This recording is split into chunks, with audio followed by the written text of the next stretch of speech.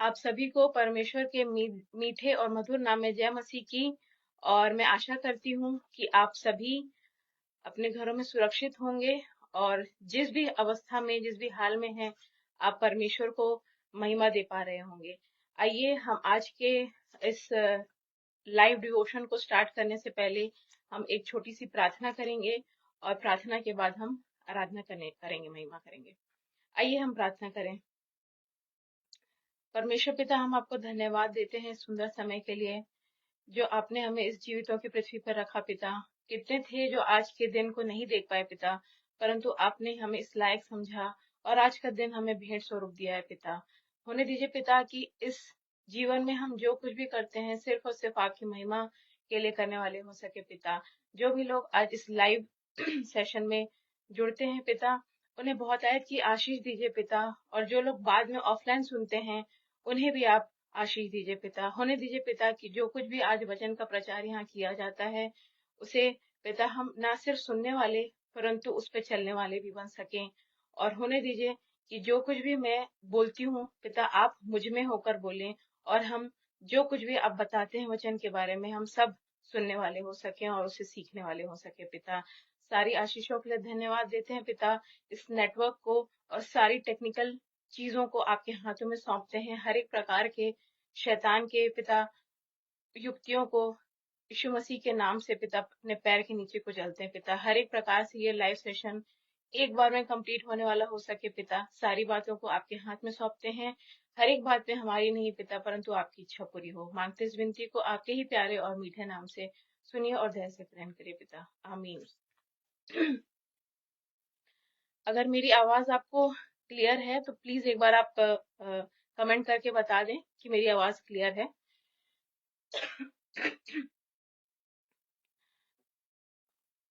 थोड़ा सा मेरा गला थोड़ा खराब है तो प्लीज बेयर विथ मी। आइए हम परमेश्वर की आराधना करेंगे। और अगर मेरी आवाज आपको क्लियर है तो एक बार मुझे कमेंट सेक्शन में बता दें कि मेरी आवाज ऑडिबल है, क्योंकि यहाँ पे थोड़ा सा नेटवर्क का इशू रहता है।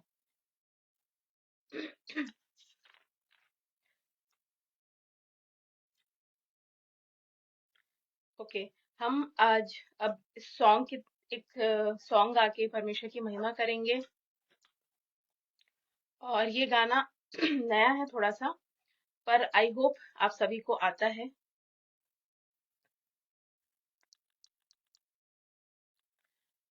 अगर आपको मेरी आवाज आ रही है तो प्लीज एक बार कमेंट सेक्शन में बताएं, क्योंकि मुझे नहीं पता चल रहा है कि ओके, थैंक यू। सो हम एक सॉन्ग गा के परमेश्वर को महिमा देंगे, और अगर ये सॉन्ग आपको आता है तो आप भी प्लीज मेरे साथ गाएं। तूने दी मुझे एक धुन नई और घेरा एक नए गीत से, छुटकारे का मेरे शत्रु से, जब तक डर ना निकले रगों से। अब मैं डर का गुलाम नहीं, खुदा की संतान हूँ मैं। अब मैं डर का गुलाम नहीं, खुदा की संतान हूँ मैं। माँ के गर्भ से तूने चुना मुझे, पुकारा मुझे प्रेम से, नए जन्म से तेरा वंश बना, बहे तेरा रक्त रगों में। अब मैं डर का गुलाम नहीं, खुदा की संतान हूँ मैं। अब मैं डर का गुलाम नहीं, खुदा की संतान हूँ मैं। सागर दो भागा ताकि मुझको राह मिले, तेरे प्यार में बह मेरे डूबे, तूने बचाया अब मैं गाऊंगा, खुदा की संतान हूँ मैं। अब मैं डर का गुलाम नहीं, खुदा की संतान हूँ मैं। एक छोटा सा गीत और गाएंगे और परमेश्वर को महिमा देंगे। जब जीवन के दुख सागर में आंधी चलती है, तब यीशु पर मैं लांगर सी आशा रखता हूँ। बुराई और विपत्ति की लहरें आती हैं, तब उनसे चैन और शांति मैं पाता हूँ। वो है मेरा आधार, साहस ना छोड़ूंगा। वो है मेरा आधार, कभी न डरूंगा। वो है मेरा आधार, वो स्थिर और शक्तिमान। यीशु है वो सनातन की चट्टान। मैं ऐसी उम्मीद करती हूँ कि इन गानों के द्वारा परमेश्वर को सारी महिमा मिली है। और हम जानते हैं कि हमें पृथ्वी पे बनाया इसलिए गया है ताकि हम परमेश्वर की गाकर महिमा कर सकें। और इसीलिए हम किसी भी हाल में हो, चाहे हमारा गला खराब हो चाहे खराब नहीं हो, हमें हर वक्त हर समय परमेश्वर को गा के महिमा देनी होती है। Praise God. आइए हम वचन की तरफ चलते हैं। और आज का जो मैंने वचन चूज किया है, वो हम सभी ने, जो भी बिलीवर्स हैं, सभी ने एक ना एक बार कभी ना कभी उस टॉपिक पे sermon सुना होगा।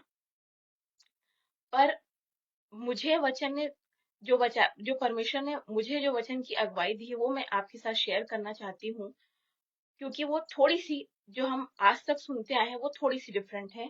तो मेरे साथ निकालेंगे लूका उसका 10 अध्याय और उसकी 38 वर्स से 42 तक। Book gospel of Luke chapter 10 verse 38 to 42। यहाँ पे इस प्रकार से लिखा है, मैं वचन आपके लिए पढ़ती हूँ।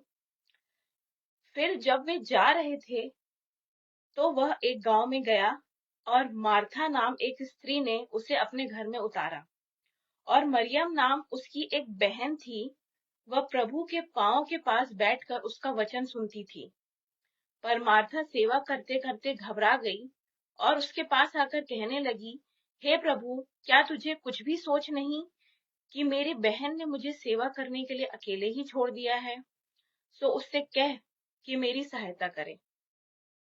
प्रभु ने उसे उत्तर दिया, मार्था, हे मार्था, तू बहुत बातों के लिए चिंता करती और घबराती है, परंतु एक बात अवश्य है, और उस उत्तम भाग को मरियम ने चुन लिया है, जो उससे छीना ना जाएगा।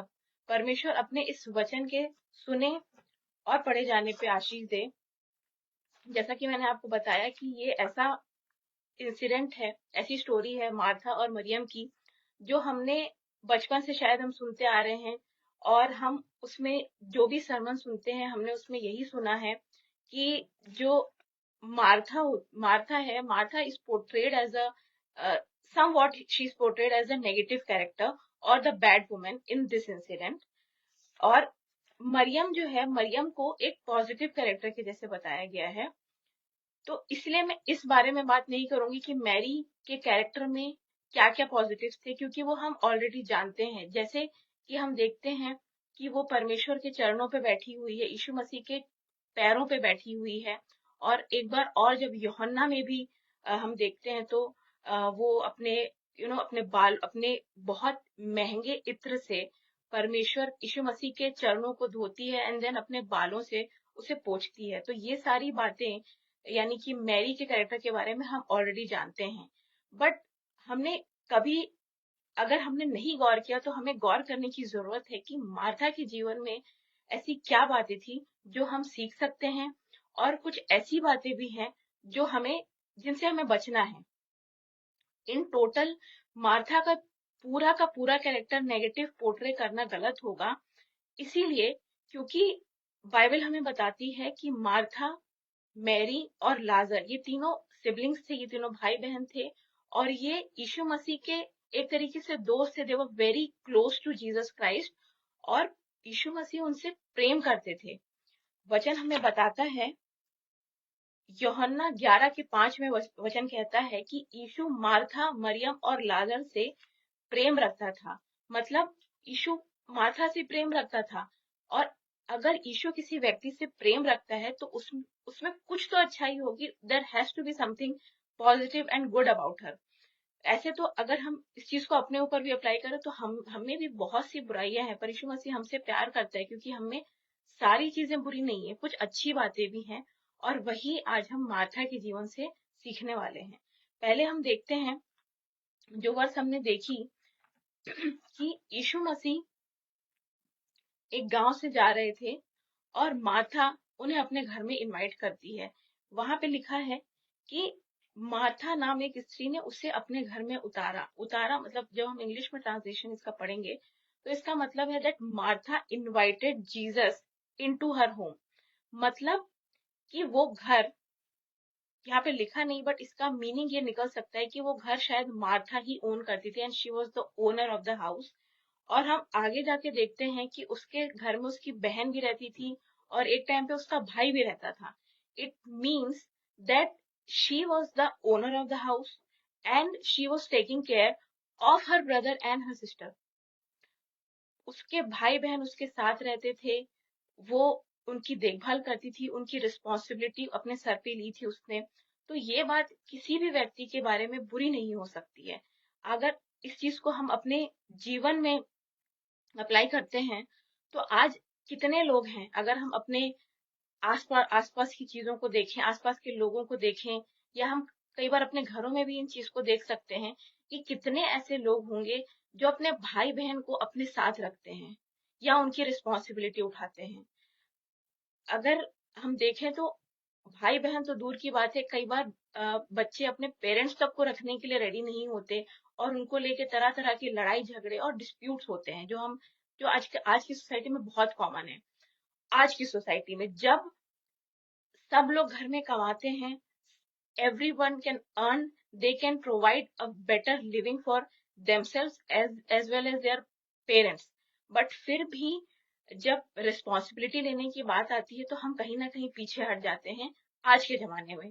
तो ये उस वक्त की बात है जब मैरी और मार्था का जो यहाँ पे इंसिडेंट लिखा हुआ है, ये उस वक्त की बात है जब शायद महिलाएं कमाती भी नहीं थी, और मतलब ओन करना तो किसी की रिस्पॉन्सिबिलिटी अपने सर पे लेना तो बहुत दूर की बात थी। और ऐसे वक्त में she was being an idol for everyone.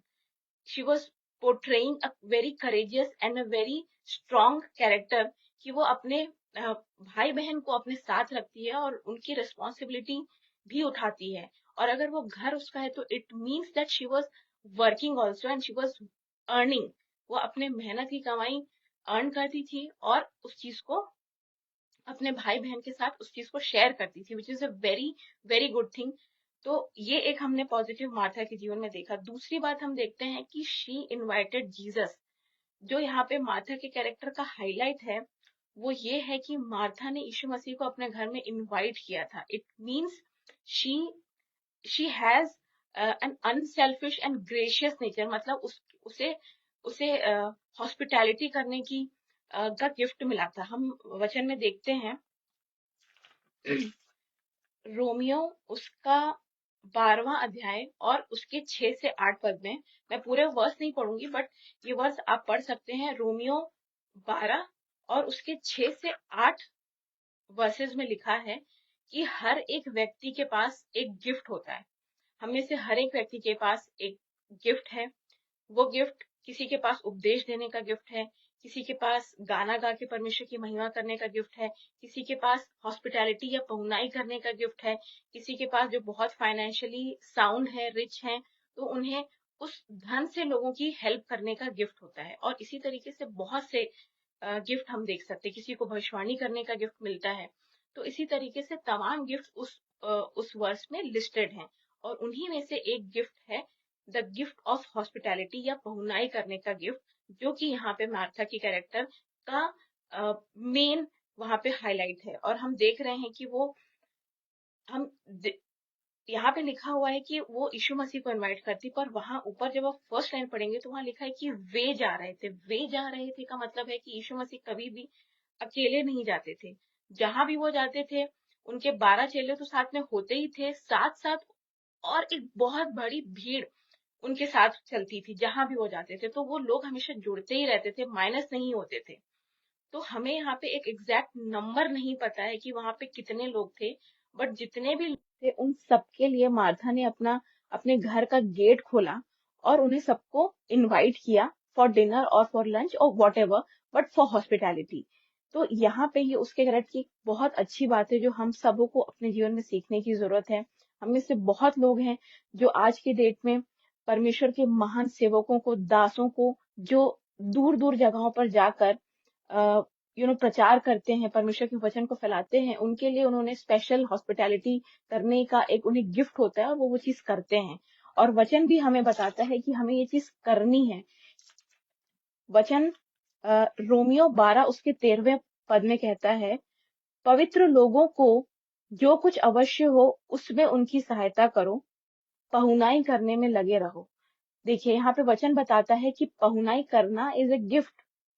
और हम ये एक छोटी सी वर्स हम ये सभी जानते हैं, जो हम बोलते भी हैं, अक्सर बोलते हैं कि अगर कोई व्यक्ति मेरे नाम से तुम्हें एक गिलास पानी भी पिलाता है तो वो अपना प्रतिफल ना खोएगा। ये वर्स हम सभी जानते हैं। तो यहाँ पे वही बात है, एक गिलास पानी से ही आप अपना प्रतिफल नहीं खोते। तो यहाँ पे मार्था तो एक बहुत बड़ी क्राउड को, काफी बड़े क्वांटिटी में लोगों को हॉस्पिटैलिटी के लिए अपने घर में इनवाइट कर रही है। ये दूसरी चीज हम देखते हैं। और भी उसका अनसेल्फिश नेचर दिखाता है। मतलब वो उसके पास जो है वो सब कुछ यीशु मसीह के लिए, उसके लोगों के लिए उसने वेलकमिंग नेचर रखा हुआ है। उसके बाद जब हम आगे जाते तो हम देखते हैं कि मैरी जो थी वो यीशु मसीह के पांव पे बैठी थी और मार्था किचन में जाकर अपना काम करने लगी। पर मार्था सेवा करते करते घबरा गई और उसके पास आकर कहने लगी कि हे प्रभु, क्या तुझे कुछ भी सोचिए। मतलब हम देखते हैं कि मार्था जब कुकिंग कर रही थी या जो कुछ भी जो भी अरेंजमेंट्स कर रही थी, तो वो सब शायद अकेले कर रही थी। और अगर हम इस चीज को अपने प्रैक्टिकल लाइफ में भी इस चीज को कंपेयर करते हैं, तो हम देखते हैं कि अगर हमारे घर में कोई गेस्ट आते हैं तो हम क्या क्या सीन होता है हमारे घर में जब गेस्ट आते हैं, बी इट इनवाइटेड और अनइनवाइटेड। अगर इनवाइटेड हैं तो अच्छी बात है, नहीं भी कई बार ऐसा हो जाता है कि कोई अचानक से आ जाता है और बट हम उन्हें खुशी से उन्हें वेलकम करते हैं। तो हमारे घर में फिर क्या क्या चीजें होती हैं, कुछ लोग उस व्यक्ति को जो आपके घर में आया है उसे बैठाते हैं और उनके साथ ड्राइंग रूम में बैठकर उन्हें अकम्पनी करते हैं, उनसे बातें करते हैं। Whereas the rest of the people, mostly जो फीमेल काउंटर पार्ट्स होती हैं या मदरली फिगर्स होते हैं, जो वो क्या करती है, वो किचन में होती हैं और वो उनके रिफ्रेशमेंट के लिए या उनकी जो भी है स्नैक्स या डिनर, जो भी मील्स हैं वो बनाने में लग जाती हैं। पानी, चाय, कॉफी, यू नेम इट, वो सारी चीजें बनाने में वो प्रिपेयर करती हैं और कुछ लोग उन बाहर लोगों को अटेंड करते हैं। सेम एग्जैक्ट चीज यहाँ पे भी हो रही है कि Mary is sitting with Jesus, whereas Martha kitchen में काम कर रही है। तो हम इस चीज को गलत नहीं बोल सकते। बहुत से वचन मैंने सुने हैं, बहुत से लोग ये भी बोलते हैं कि मार्था का ध्यान खाने पर था और मैरी का ध्यान वचन सुनने पे था। ये बात सही है पर पूरे तरीके से नहीं। इस चीज को हम बिल्कुल ट्रांसपेरेंटली नहीं बोल सकते कि ये चीज गलत है और ये चीज सही है, क्योंकि अभी हमने वचन में देखा कि hospitality is also a gift. हाँ, यीशु मसीह को सुनना भी जरूरी है, पर अगर कोई हमारे घर में आता है, वेलकम करता है, हमें उन्हें वेलकम करना होता है, तो हमें वर्ल्डली नीड्स का भी ध्यान रखना होता है। वर्ल्डली नीड्स में क्या आएगा? जो हमारी बेसिक नीड्स होती हैं, जैसे खाना, रोटी, कपड़ा और मकान, जो हम बोलते हैं फूड, शेल्टर एंड होम। इन चीजों का भी ध्यान हमें रखना पड़ता है, क्योंकि हमारा जो शरीर है वो दो पार्ट्स में है। एक सांसारिक शरीर है, जिसकी वर्ल्डली नीड्स हैं, जिसे भूख लगती है, प्यास लगती है, पहनने के लिए कपड़े चाहिए होते हैं। जो भी नीड्स हैं, उन्हें फुलफिल करने के लिए हमें रिसोर्सेज चाहिए होते हैं, जिसके लिए हम काम करते हैं और अर्न करके उन चीजों को फुलफिल करते हैं। और दूसरी चीज होती है आत्मिक। आत्मिक पार्ट होता है हमारे बॉडी का। आत्मिक पार्ट के लिए हमें वचन में बने रहना जरूरी है। और इन सारी बातों को वचन में बने रहकर हम उसकी भूख को, जो हमारे वचन की जो डेफिशिएंसी हो जाती है हमारे शरीर में, हमारे आत्मा में, उस चीज को हम उससे फुलफिल करते हैं। तो दोनों ही चीजें गलत नहीं है, दोनों चीजों का बैलेंस होना चाहिए। हम ये नहीं बोल सकते कि मार्था का ध्यान खाने में है। मार्था ने खाने के लिए ही इनवाइट किया है यीशु मसीह को, क्योंकि वो ना जाने कहाँ से थक कर आ रहे हैं। और उन्हें ऑब्वियसली, अगर कोई आपके यहाँ ट्रेवल करके आया है 24 आवर्स की जर्नी करके, और आपने उसे घर में इनवाइट किया है, वो आपके घर आए, कोई पास्टर आए, सपोज आपके घर में कोई प्रीचर है, कोई कन्वेंशन हो रहा है और वो आपके घर आए हैं, वो आपके यहाँ रुके हैं, तो क्या आते ही साथ आप उनके साथ वचन शेयर करने लग जाओगे? नहीं, आप उनकी, वो थके होंगे, पहले आप उनसे पानी पूछोगे, आप उनसे उनको खाने पूछोगे, ये सारी चीजें करने के बाद एक वो चीज होगी। तो यहाँ पे वही चीजें हो रही हैं, बट हम क्या करते हैं? मार्था को नेगेटिव पोर्ट्रे करते हैं। क्यों? क्योंकि हमारी आदत होती है, हमारी कंडीशनिंग ऐसी होती है, हमारा नजरिया ऐसा होता है कि हम नेगेटिव चीजों को जल्दी पिक करते हैं और पॉजिटिव चीजों को हाईलाइट नहीं करते, उसे दबा देते हैं, उसे अंडर द कारपेट ब्रश कर देते हैं, जैसे कि यहाँ पे मार्था के साथ हो रहा है। इसलिए हम हमेशा मार्था को कंडेम करते हैं। मतलब मैंने बचपन से लेके आज तक मैंने जितने सर्मन सुने हैं, उसमें मैंने हमेशा मार्था को कंडेम करते हुए देखा है लोगों को, कि मार्था खाने में ध्यान दें। नहीं, हमें दोनों चीजें करनी है, बट एक गलती थी मार्था की जीवन में, जो मैं आगे विद ड्यू कोर्स में आपको बताऊंगी कि क्या गलती थी। बट ये गलती अभी नहीं थी कि वो उनके खाने पीने का ध्यान रख रही थी। हमें दोनों चीज का बैलेंस मेंटेन करना है। जब आगे हम चलते हैं, तो हम देखते हैं, जैसा मैंने आपको बताया कि बहुत सारे लोग थे, और अगर एक ही व्यक्ति बहुत सारे लोगों का खाना बना रहा है, तो जाहिर सी बात है वो एंग्शियस होगा। वो टेंशन में आएगा कि मैं सारी चीजें अकेले कैसे मैनेज करूंगा, कहीं कोई चीज रह गई तो, कहीं कुछ चीज में कमी रह गई तो लोग क्या सोचेंगे, और तरह तरह की बातें, जो सांसारिक बातें होती हैं। और अगर किसी ने भी कोई बड़ा फंक्शन, इवेंट ऑर्गेनाइज किया है, होस्ट किया है, शादी की पार्टियां ऑर्गेनाइज करते हैं, या कोई कन्वेंशन भी हम ऑर्गेनाइज जब करते हैं, तो हम हमारे मन में ये चीजें रहती हैं कि हम कैसे होगा, चीजें कैसे होंगी, और how will we manage everything, all the arrangements कौन देखेगा। इसीलिए हम क्या करते हैं? We divide work, we divide work, we assign work to each individual, ताकि सारी चीजें कंबाइनली अच्छे से हो सके। बट यहाँ पे मार्था वो नहीं करती है। अब यहाँ पे लिखा नहीं है कि मार्था ने मैरी की हेल्प मांगी थी या नहीं मांगी थी, बट जो यहाँ पे वचन से समझ में आता है वो यही है कि Martha was doing all the work alone, and hence she was bound to get afraid or get anxious। और वही चीज होती है, कई बार हमारे जीवन में भी ऐसी बातें होती हैं। जब हम suppose we are at a workplace, बहुत सारे लोग हैं, 4-5 कॉलीग्स हैं आपके, और कोई काम आपको दिया गया है, और सिर्फ बहुत दिनों से आप ही काम कर रहे हो, काम कर रहे हो, काम कर रहे हो, और कुछ समय के बाद क्या होता है कि आप फ्रस्ट्रेट हो जाते हो गए ही। क्यों हो गए? क्योंकि कि मैं क्यों अकेले काम करूं, सब लोग, सारे लोग तो हैं, सारे लोग मिलके क्यों नहीं कर सकते, मैं ही अकेले क्यों करूं। आप थोड़ा सा चिड़चिड़ करने लगते हो, कुड़कुड़ाने लगते हो, क्रिप करने लगते हो, विच इज वेरी नेचुरल। क्योंकि इसका कारण ये है कि हमारी जो बॉडी है, वो फिजिकल बॉडी जो है, उसकी एक लिमिट होती है काम करने की। जैसे हमारा शरीर, हमें हर दिन नींद की जरूरत होती है ना, तो एक लिमिट तक वैसे ही हम काम कर सकते हैं। अगर हम सोचे कि हम सारी दुनिया का बोझ अपने सर पे ले लेंगे, सारा काम हम खुद से कर लेंगे, तो कहीं ना कहीं हम मिस्टेक कर रहे हैं। और यहाँ पे मार्था भी कहीं ना कहीं उस तरफ बढ़ रही थी, क्योंकि उसने काम को डिवाइड नहीं किया था। सपोज कहीं कन्वेंशन हो रहे हैं, तो हम क्या करते हैं?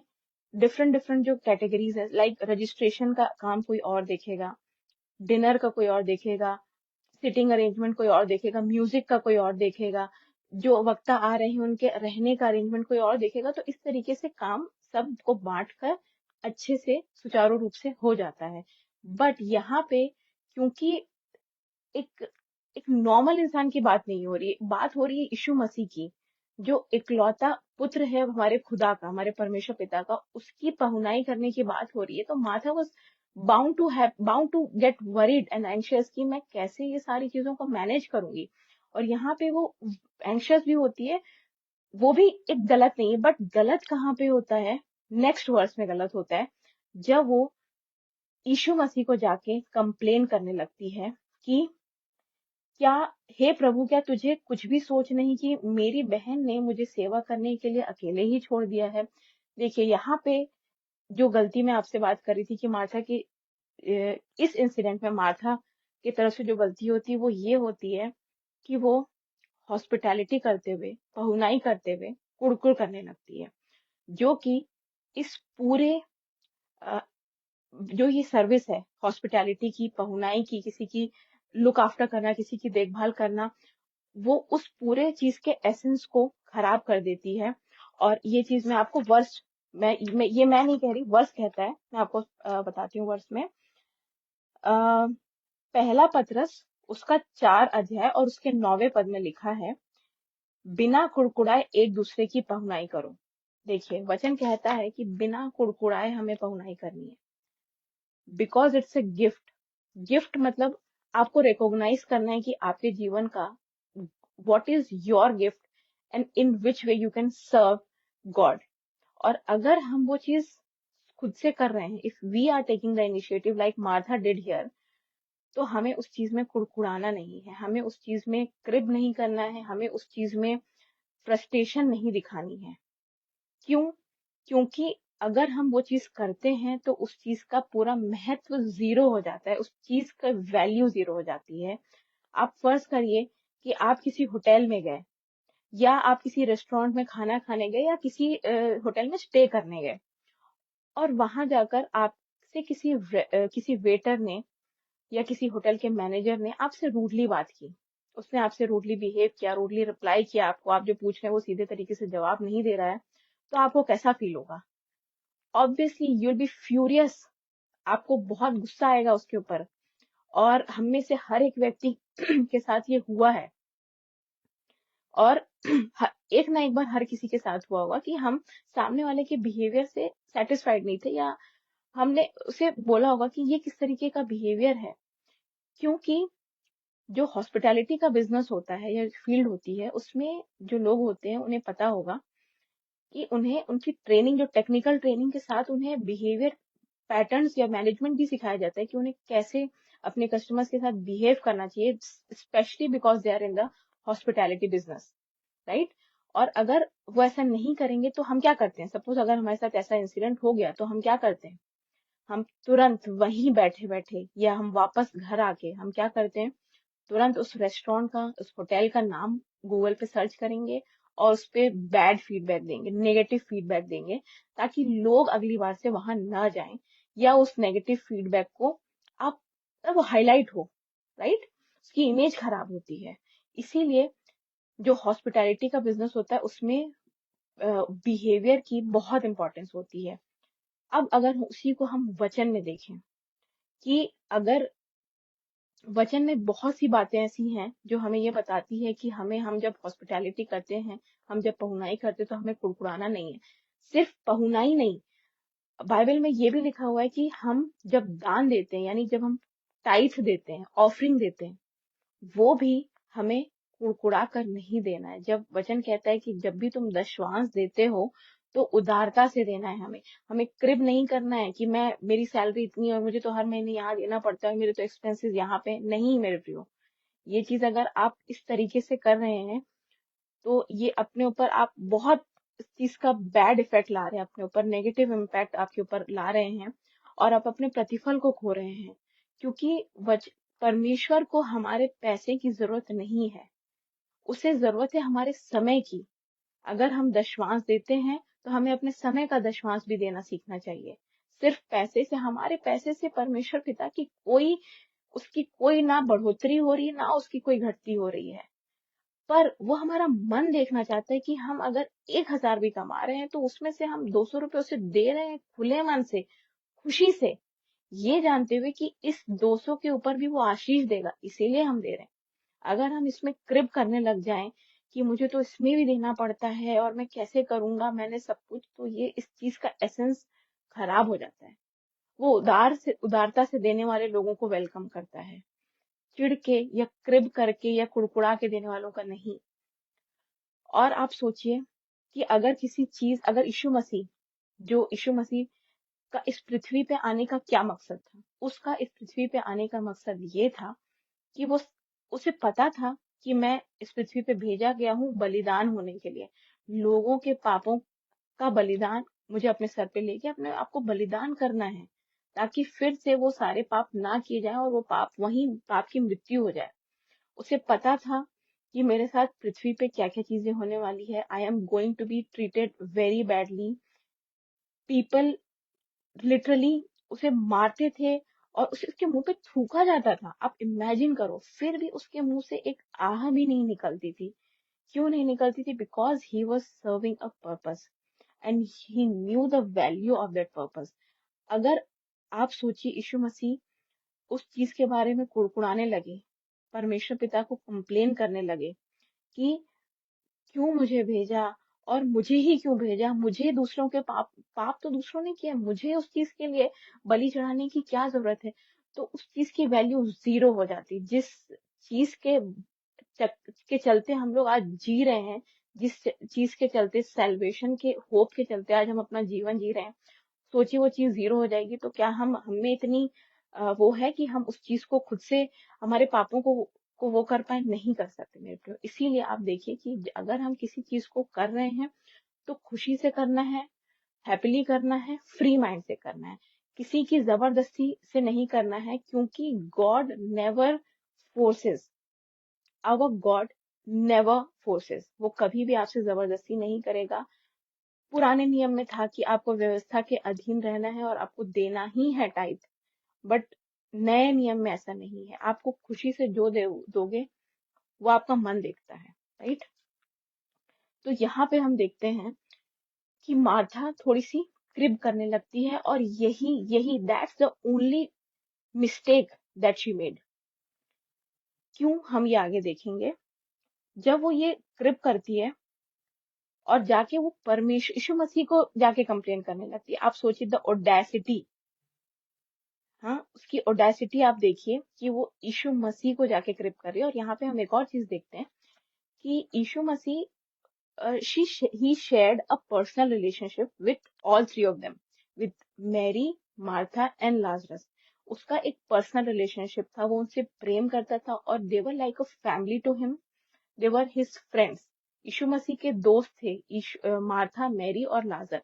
तो उनका एक पर्सनल रिलेशनशिप था। अगर हम ये सोचें कि वहां पर डिसरिस्पेक्ट कर रही, तो एक तरीके से बोलना गलत होगा, क्योंकि यीशु मसीह ने उनको वो चीज दी थी कि वो उनसे इस तरीके से कॉन्वर्सेशन कर सकते थे। तो वो अपनी चिंताएं, कई बार हम भी प्रेयर्स में अपनी चिंताएं, अपनी अपनी एंजाइटी यीशु मसीह को बताते हैं, तो इसमें कोई गलत बात नहीं है। बट हाँ, ये क्यों हुआ, ये हमें देखना जरूरी है, और इस चीज को कैसे हम सॉल्व कर सकते हैं या इस चीज से कैसे बाहर आ सकते हैं, ये देखने की जरूरत है।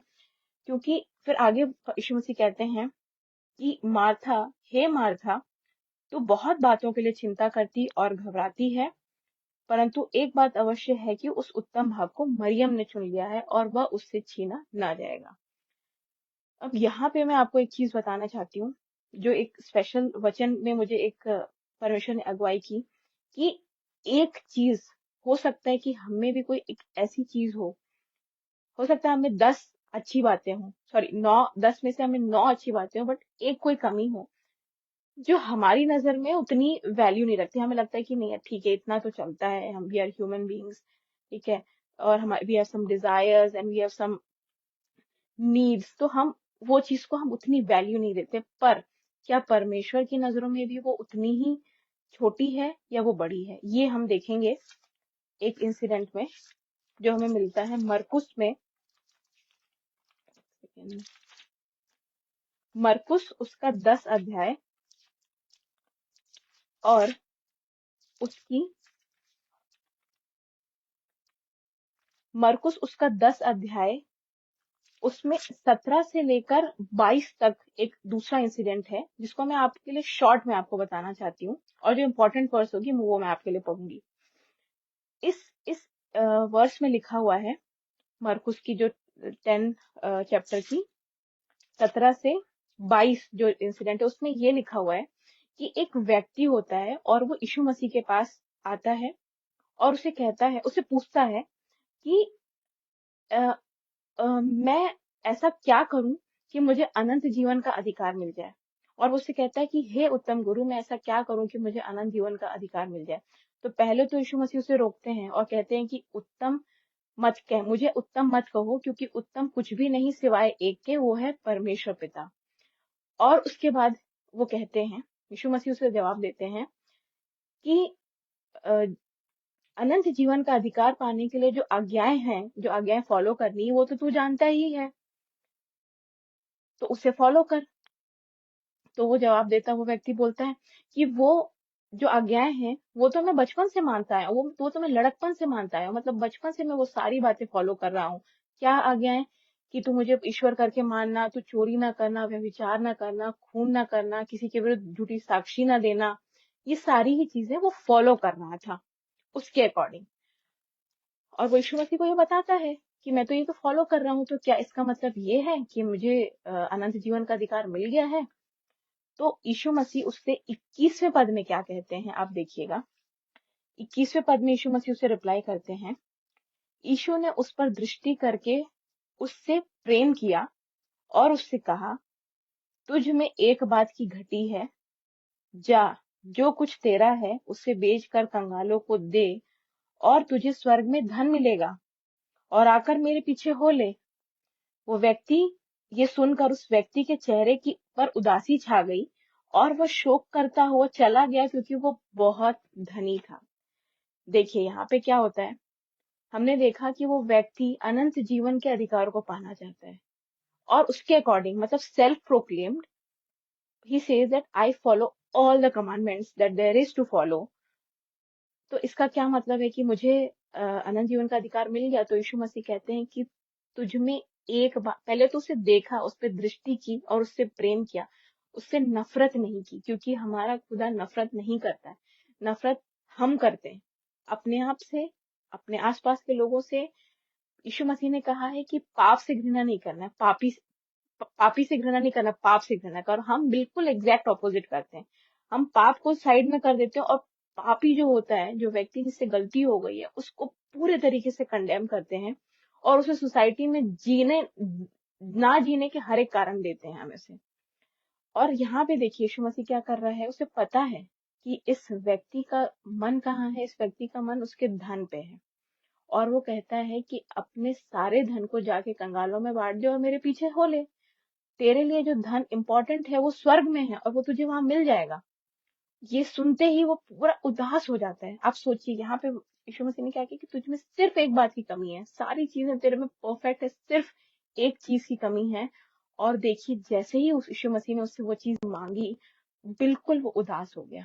देखिए यहाँ पे जो मार्था वाला इंसिडेंट है, वहां पे इस चीज का एग्जैक्ट ऑपोजिट है। किस सेंस में? कि पैसे को लेके मार्था का ध्यान पैसे में नहीं था। Martha was totally unselfish and giving in nature, gracious in nature, welcoming in nature. उसका ऐसा नहीं था कि मैं इतने लोगों को खाना खिलाऊंगी तो मेरा मेरे पूरा पैसे खर्च हो जाएंगे, नहीं, उसके दिमाग में ये नहीं था। But still she has that one thing lacking in her life that may stop her from, you know, from achieving that gift of eternal life. और यहाँ पे यीशु मसीह उसी चीज को वहां पे पॉइंट आउट करते हैं कि तुझ में एक बात की कमी है। जैसे उस व्यक्ति को बताया, वहां पे मार्था में एक बात की कमी थी, और वो क्या थी कि वो पहुनाई करते वक्त कुड़कुड़ा रही थी, जिससे उसकी पूरी हॉस्पिटैलिटी का जो एसेंस है वो खत्म हो जा रहा था, उसकी वैल्यू जीरो हो जा रही थी। इसके कारण वो अपना प्रतिफल खो दे रही थी। इसीलिए यीशु मसीह उसे समझाते हैं, उसे डांटते नहीं है। उस व्यक्ति को भी यीशु मसीह ने डांटा नहीं, उस व्यक्ति पे दृष्टि की और उससे प्रेम किया। यहाँ पे भी आप देखिए, यहाँ पे क्या कर रहा है यीशु मसीह?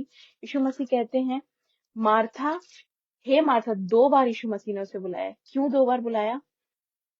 पहली बात तो ये कि वो जानता था, यीशु मसीह जानता था कि अभी मार्था का ध्यान कहीं और है। अभी मार्था वर्ल्डली एंशियस, वर्ल्डली चीजों के कारण वो एंशियस है, एंजाइटी में है, वो वरिड है।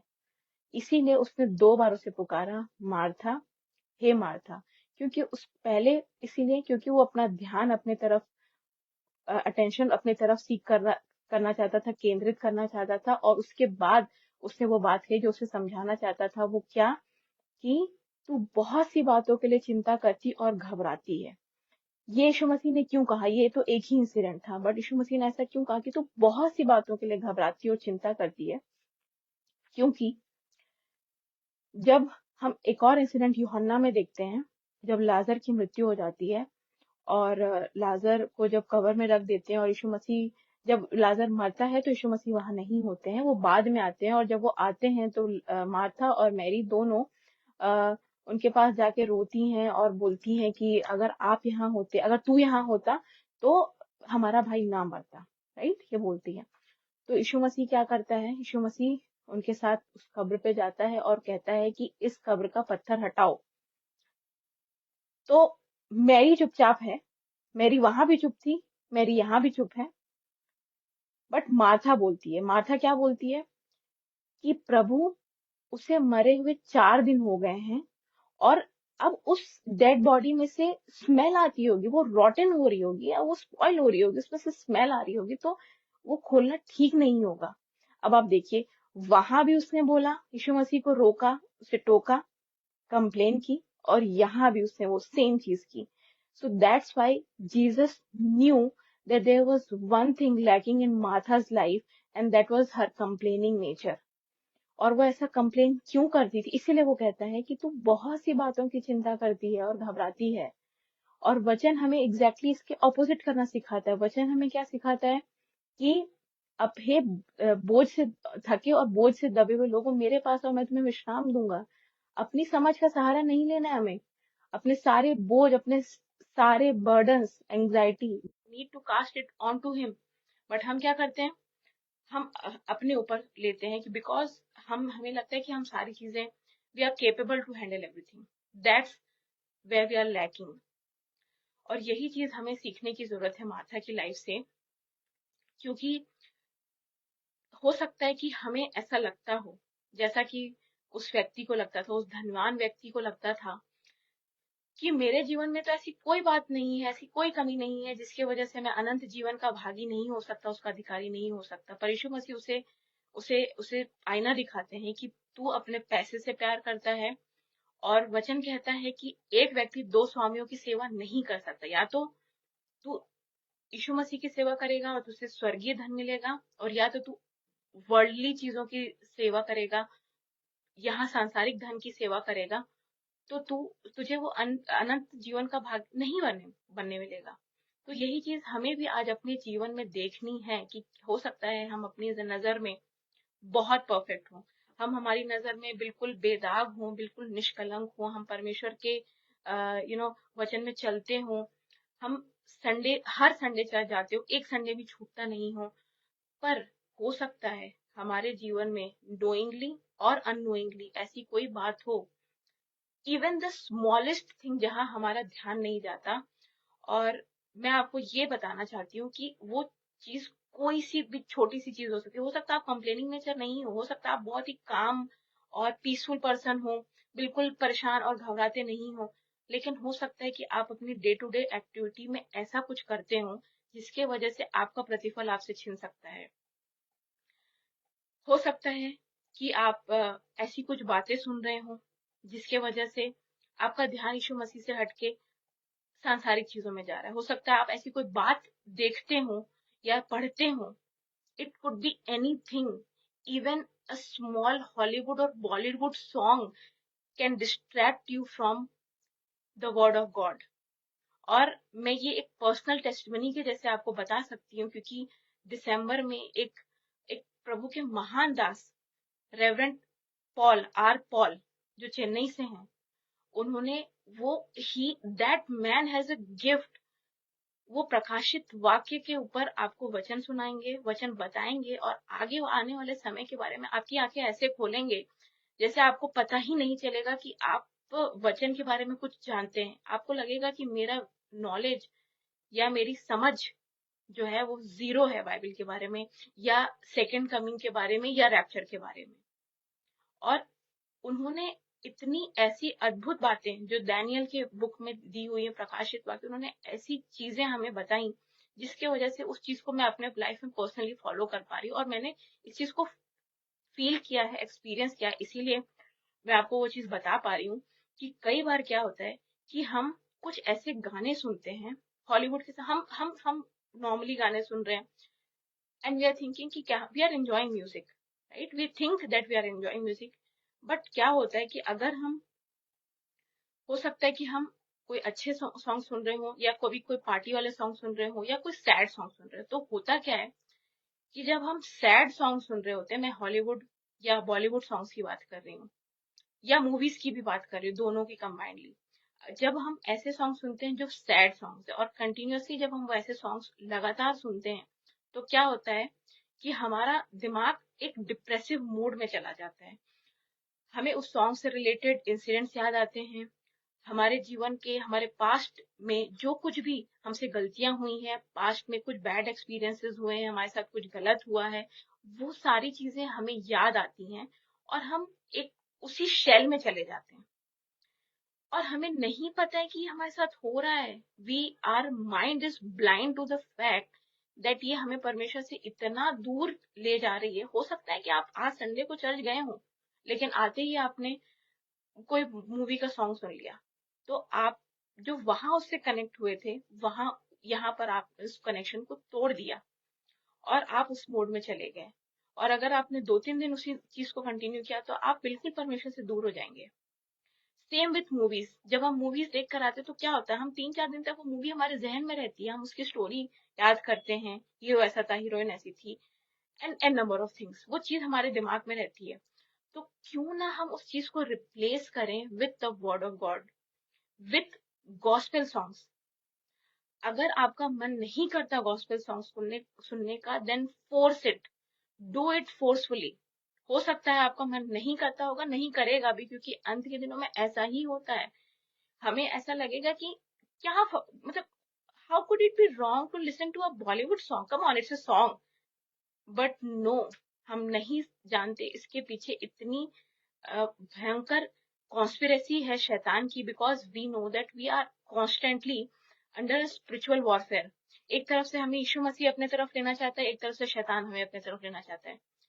और मजे की बात क्या है कि यीशु मसीह फोर्स नहीं करता, शैतान फोर्स करता है।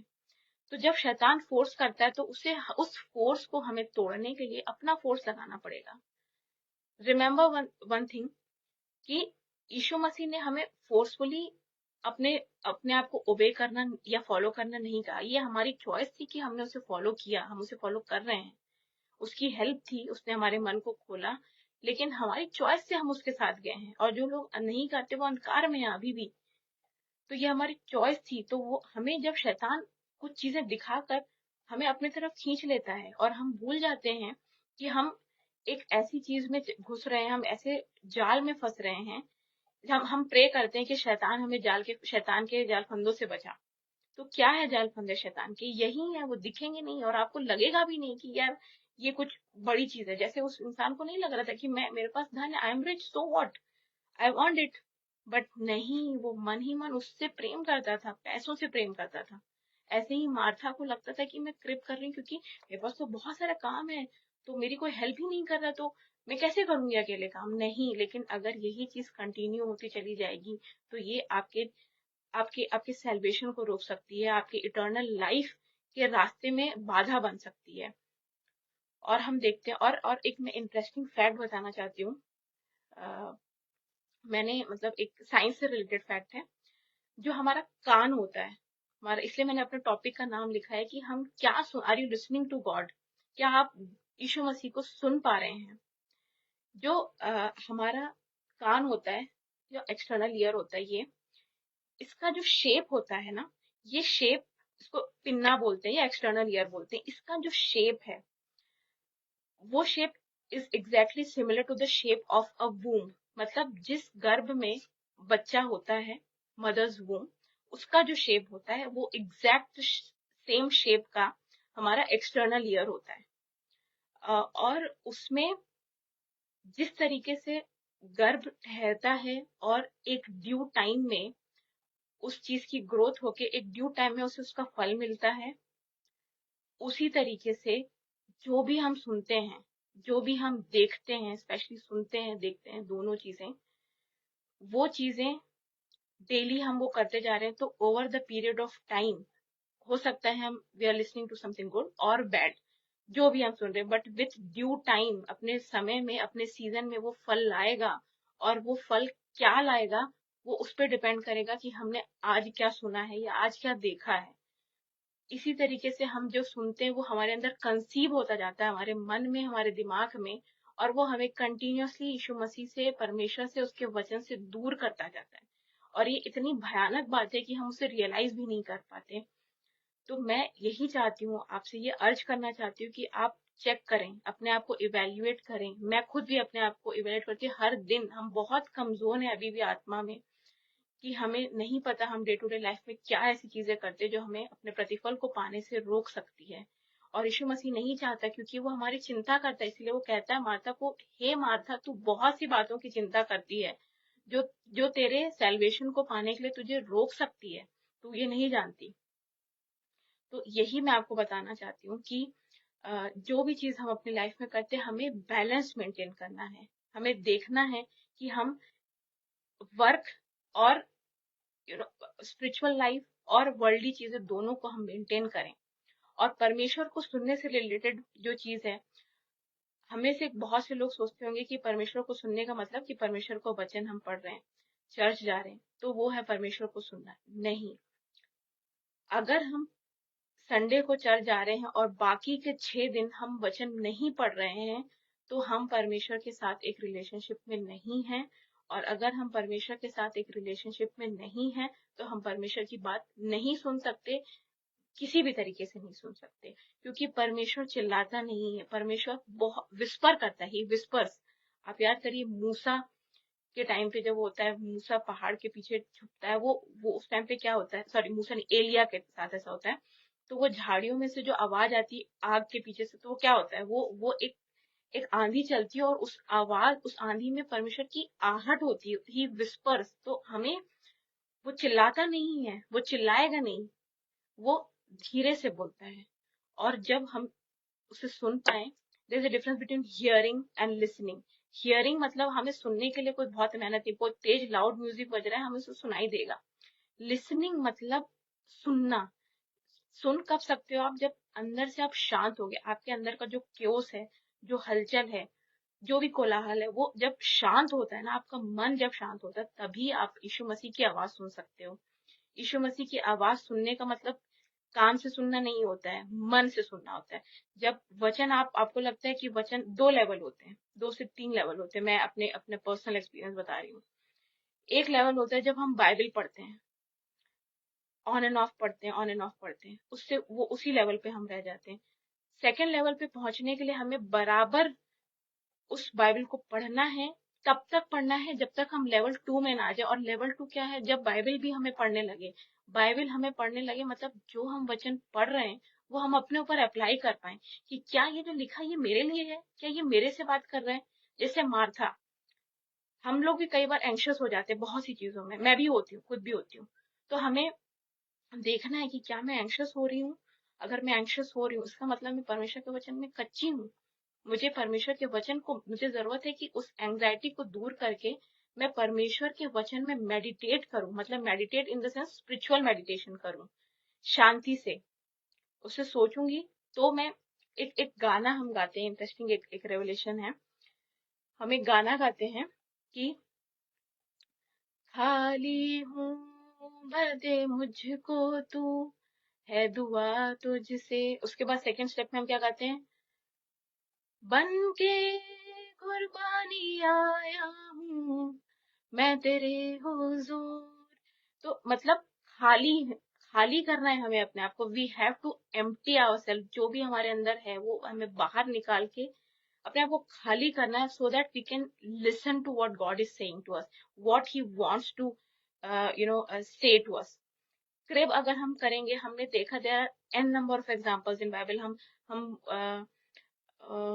इजराइलियों के बारे में भी देख सकते हैं कि जब जब वो उन्हें कनान देश ले जा रहा था, तो तो मन्ना जब उन्हें यीशु मसीह परमेश्वर पिता मन्ना देता तो वो क्रिब करते हैं। Can you believe that? आप सोचिए कि वो उनकी देखभाल कर रहा है, उन्हें खाना प्रोवाइड कर रहा है, जहाँ पे आउट ऑफ नोवेयर वो आसमान से अपनी आशीष खाने के तौर पे उन्हें दे रहा है, and they were cribbing about it, उसकी क्वालिटी को लेके। आप इमेजिन करिए the Audacity of us the Sinners, हम इतना क्रिप कर सकते हैं। और उनके साथ क्या हुआ आप जानते हैं, इसराइलियों के साथ क्या हुआ उस वक्त।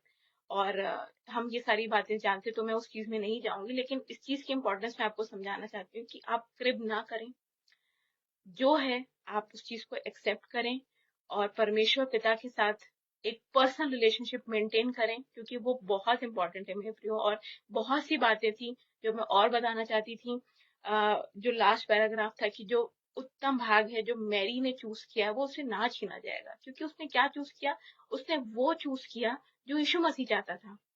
उस वक्त क्या जरूरी था, उस वक्त ये जरूरी था कि वो यीशु मसीह की बात सुने। यीशु मसीह जो समझाना चाहते थे, क्योंकि वो कहता है, वचन कहता है कि इसे खाना है, हमें इसे खाना है जब तक कि ये पुस्तक अवेलेबल है। तो हमें अगर ये चीज हम नहीं करेंगे तो ये एक चीज एक दिन छिन जाएगी और हमारे पास ये नहीं रहेगी। तब हमारे पास रोने और दांत पीसने के अलावा कोई ऑप्शन नहीं रहेगा। तो हमें अपने आप को इवेल्युएट करना है कि जब भी सेकंड कमिंग होती है, जिसके बारे में कोई नहीं जानता, हो सकता है वो आज ही रात हो जाए, हो सकता है वो कल हो जाए, हो सकता है वो 1 साल के बाद हो, no one knows about it. But what we can do about it is prepare ourselves, have a personal relationship with God. परमेश्वर के वचन में बनिए, सिर्फ एक दिन नहीं बल्कि बाकी के 6 दिन भी उसके साथ मैक्सिमम रिलेशनशिप में रहिए। तभी जाकर आप उस चीज से अपना जो रिवॉर्ड है, आप उस चीज को नहीं खोएंगे जो मैरी ने चूज किया था। Right thing at the right time Mary कर रही थी, and Martha was lacking in that, जो यीशु मसीह ने उसे समझाया। एंड होपफुली वो समझी होगी, क्योंकि यीशु मसीह जिससे प्यार करते हैं उससे, ये भी वर्ष मैंने लिखी हुई थी कि यीशु मसीह जिससे प्यार करता है, ये वर्ष प्रकाशित वाक्य 3 के 20 में लिखी है कि मैं जिससे प्रीति रखता हूँ उसकी उलाहना और ताड़ना देता हूँ, उसे उलाहना देता हूँ और ताड़ना देता हूँ, क्योंकि वो नहीं चाहता कि हम नाश किए जाएं, वो समझाना चाहता है। और उसने कई सारे सेवकों को भी रखा है कि हम इस चीज को फॉलो करें।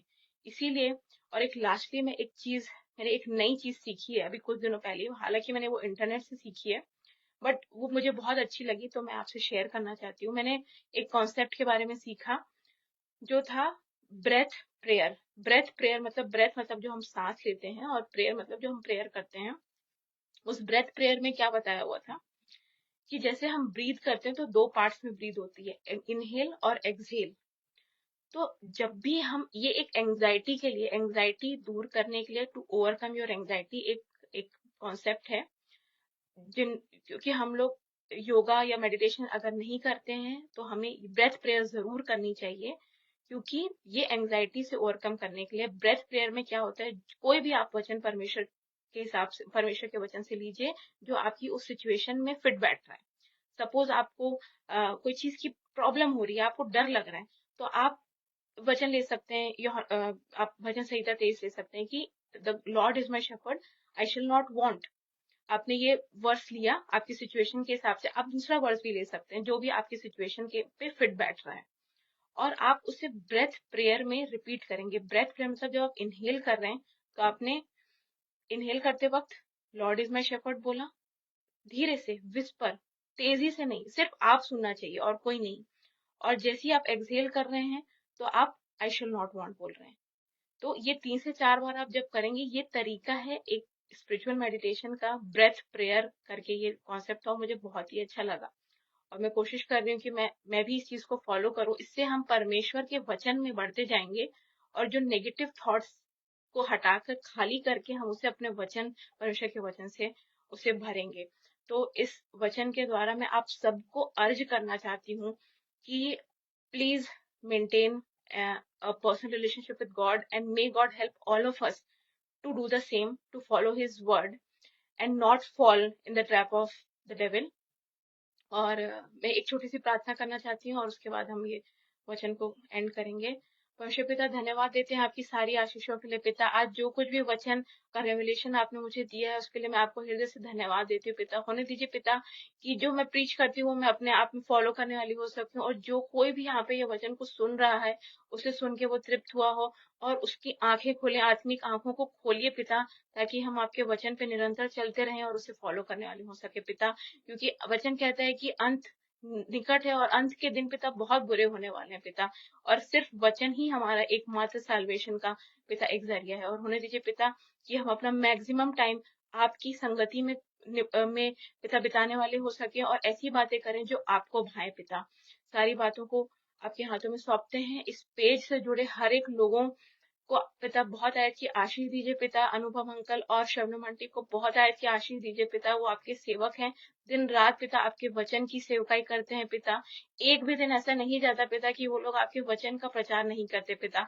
चाहे जिस भी हाल में हो पिता, वो लोग आपके वचन को सुनाते हैं, आपके वचन का प्रचार करते हैं, और हम जैसे तमाम लोगों को एनकरेज करते हैं, एक प्लेटफॉर्म देते हैं पिता कि हम अपने जो हमने वचन से सीखा है वो हम सबके साथ शेयर करने वाले हो सके पिता।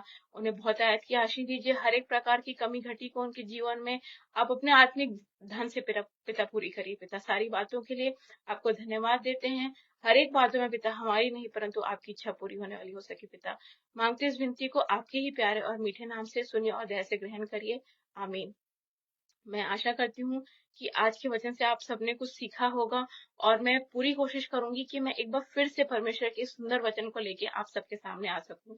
आज के लिए आप सबके लिए थैंक यू, जो जिन लोगों ने आज के लाइव सेशन को सुना है। आप सभी को जय मसीह की। Praise the Lord.